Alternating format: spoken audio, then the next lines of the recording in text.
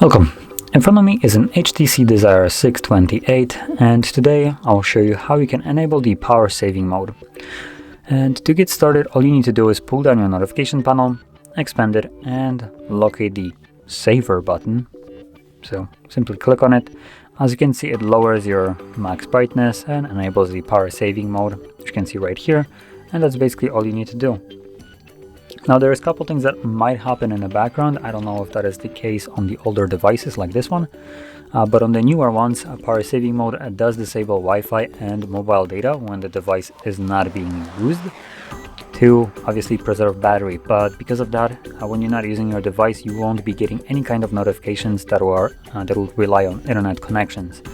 So as an example, Facebook, Messenger, WhatsApp will not be giving any kind of messages to you as long as you're not using the device basically.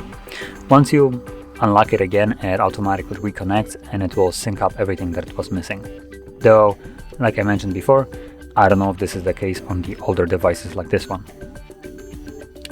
Now once you're done with your power saving mode, you can simply tap on the toggle once again and this will go back to normal. And if you found this very helpful, don't forget to hit like, subscribe, and thanks for watching.